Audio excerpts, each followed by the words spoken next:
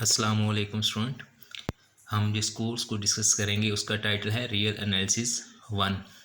हम देखते हैं कि रियल एनालिसिस क्या है। Introduction to real analysis.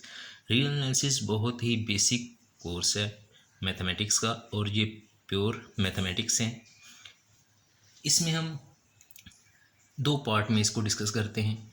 एक पार्ट में हम इसको रियल एनालिसिस 1 के नाम से, और एक पार्ट में हम इसको रियल एनालिसिस 2 के नाम से डिस्कस करते हैं।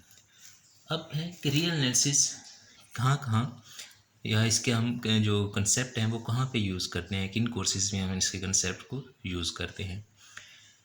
इसके जब हम complex analysis, function analysis, topology और डिफरेंशियल इक्वेशंस, ये ऐसे कोर्सेज हैं जिसमें हम रियल एनालिसिस के कंसेप्ट को यूज़ करते हैं, और या उनको स्टडी करने के लिए रियल एनालिसिस की कंसेप्ट की ज़रूरत पड़ती है। उसके अलावा हम रियल एनालिसिस में क्या चीज़ डिस्कस करते हैं, क्या चीज़ स्टडी करते हैं।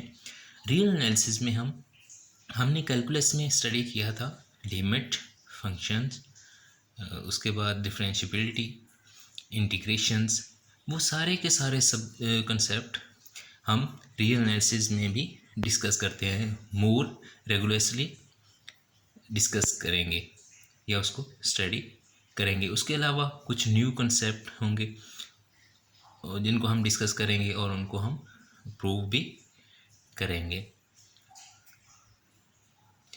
उसके बाद जो हम रियल एनालिसिस 1 का कोर्स है उसको मैंने 4 मेजर पार्ट्स में डिवाइड किया है। I have divided this course into 4 major parts. Real analysis 1 का जो कोर्स है उसको हमने 4 मेजर पार्ट्स में डिवाइड कर दिया है। फर्स्ट पार्ट क्या है, द रियल नंबर सिस्टम। इसमें हम रियल नंबर सिस्टम को डिस्कस करेंगे, सीक्वेंस एंड सीरीज को डिस्कस करेंगे, लिमिट, कंटिन्यूटी एंड डिफरेंशिएबिलिटी को डिस्कस करेंगे, integration and some other techniques को डिस्कस करेंगे। हम जो बुक, इस कोर्स में जो बुक फॉलो करेंगे उसका टाइटल है introduction to real analysis. 3rd edition है, रॉबर्ट जी बार्टल की बुक है, जिसको हम थ्रू आउट इस कोर्स में इस बुक को फॉलो करेंगे। इस कोर्स को स्टार्ट करने से पहले बेसिक सेट थ्योरी को हम रिव्यू करेंगे। बेसिक सेट थ्योरी को हम रिव्यू करेंगे। बेसिक सेट थ्योरी में सबसे पहले सेट है। सेट क्या है? Set is well defined collection of distinct objects. Distinct objects की वेल डिफाइंड कलेक्शन को हम सेट कहते हैं। अब डिस्टिंक्ट कलेक्शन का हमें पता है। वेल डिफाइंड का क्या मतलब है? वेल डिफाइंड का मतलब है, अगर मैं आपको कहूँ कि फेवरेट प्लेयर्स का सेट लिखें, तो आपके फेवरेट प्लेयर कोई और हैं, मेरे फेवरेट प्लेयर कोई और होंगे, तो मेरा सेट और आपका सेट डिफरेंट हो जाएगा, एक सेट नहीं होगा। क्योंकि मेरे फेवरेट जो होंगे वो मैं लिखूँगा, जो आपके फेवरेट होंगे वो आप लिखेंगे। हो सकता है कि हमारे दोनों के जो फेवरेट हैं वो सेम ना हो, तो ये वेल डिफाइंड नहीं है। वेल डिफाइंड नहीं है, आपका सेट कोई और होगा, मेरा सेट कोई और होगा। तो वेल डिफाइंड का क्या मतलब है? जैसे मैं आपको कहूँ कि फर्स्ट 10 नेचुरल नंबर का सेट आप लिखें, फर्स्ट 10 नेचुरल नंबर का सेट लिखें, तो आप 1 से 10 तक लिख देंगे, और मैं भी लिखूँगा तो 1 से 10 तक ही लिखूँगा। यहाँ पे हमारे जो सेट हैं वो सेम है, स्टैंडर्ड हैं, तो इसको हम कहते हैं वेल डिफाइंड। उसके बाद लेट ए हमारे पास कोई सेट है, अगर उसमें कोई एलिमेंट पाया जाता है, एक्स एलिमेंट है ए में, तो हम उसको कैसे लिखते हैं? वही write as x belong to A. ये नोटेशन है कि एक्स जो है वो ए में बिलोंग करता है। उसी तरह अगर if an element x is not in A, अगर कोई एलिमेंट ए में बिलोंग नहीं करता ए सेट में, then we write as x does not belong to A. उसको हम इस नोटेशन से डिनोट करते हैं।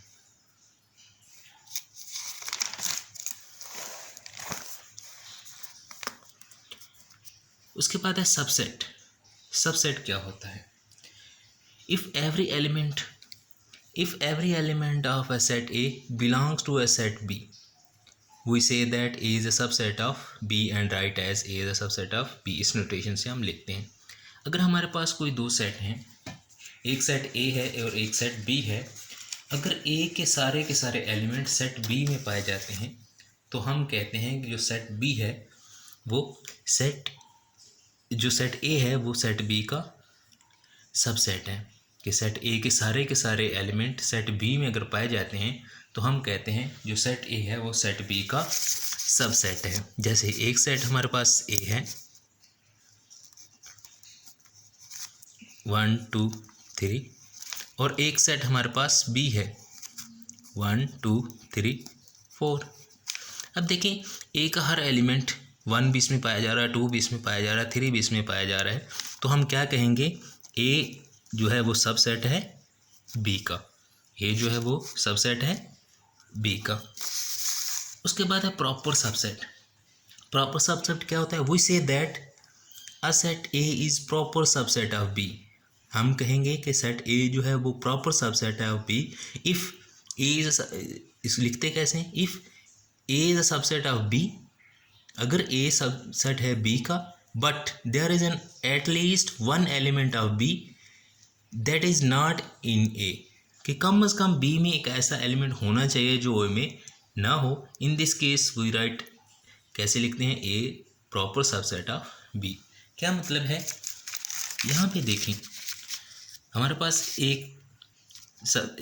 एक सेट है, एक सेट बी है, तो ए जो है वो बी का सबसेट है, और ए बी में कम से कम एक एलिमेंट ऐसा है जो ए में नहीं है, तो हम ए को क्या कहेंगे, ए क्या है, सबसेट है, प्रॉपर सबसेट है बी का। कम से कम बी में एक एलिमेंट ऐसा होना चाहिए जो ए में ना हो, तब हम ए को बी का प्रॉपर सबसेट कहते हैं।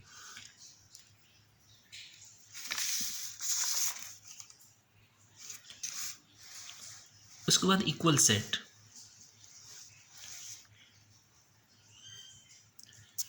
इक्वल सेट क्या है, two set A and B are said to be equal if they contain the same element and we write as A is equal to B.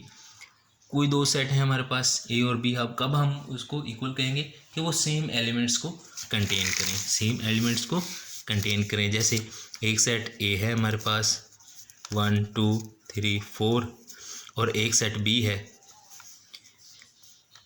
2 1 3 4। अब देखें सेम एलिमेंट ए और B जो दो set हैं वो same element को अगर contain करें तो हम कहते हैं कि जो ए और बी हैं वो इक्वल हैं। ए में 1 है तो बी में भी 1 है, ए में 2 है तो बी में भी 2 है, ए में 3 है तो बी में भी 3 है, ए में 4 है तो बी में भी 4 है। तो ये सेम एलिमेंट को कंटेन करते हैं ए और बी, तो हम इसको लिख सकते हैं A is equal to B, कि ए और बी आपस में क्या है, इक्वल हैं। उसके बाद हम शो कैसे करते हैं, to prove the A and B are equal. A और बी को जब हम इक्वल शो करते हैं तो हम कैसे शो करेंगे, वी शो दैट, हम ये शो करेंगे कि ए जो है वो बी का सबसेट है एंड बी जो है वो ए का सबसेट है। जब ए बी का सबसेट हो और बी ए का सबसेट हो तब हम कहेंगे ए और बी आपस में क्या है, इक्वल है।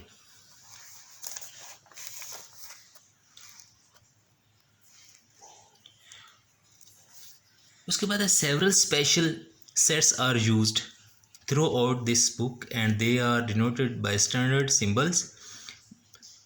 कैसे सेट हैं, the set of natural numbers को हम इस बुक में यूज़ करेंगे। नेचुरल नंबर को n से हम डिनोट करते हैं, 1 2 अप टू सो ऑन।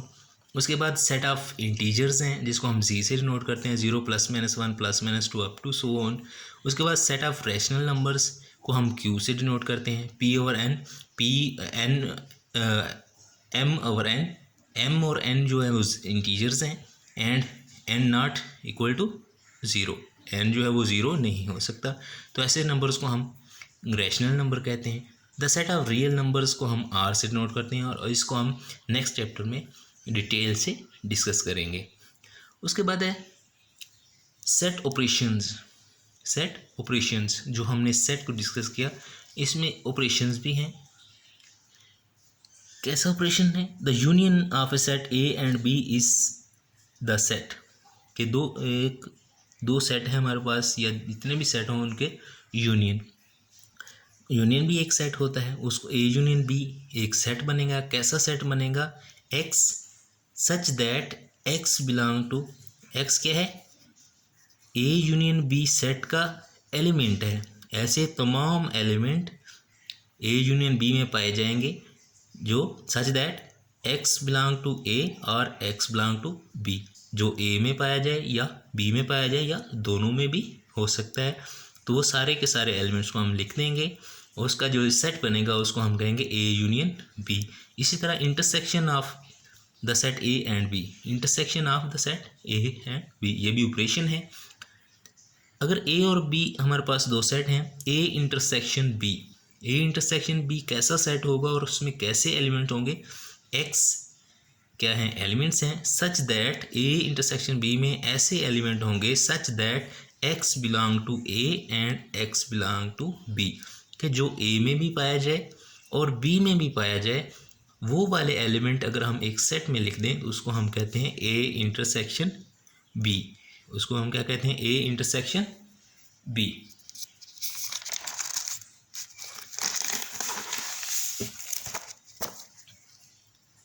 उसके बाद complement of B relative to A is the set. Complement क्या होता है, इसको हम बी सी से भी डिनोट करते हैं।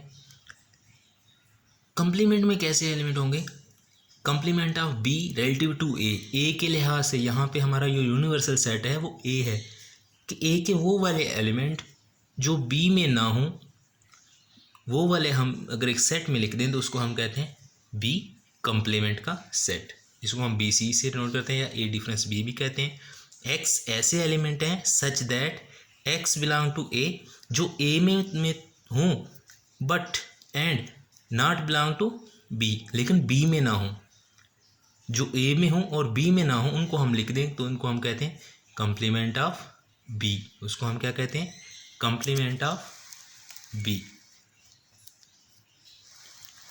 ओके, अल्लाह हाफिज़।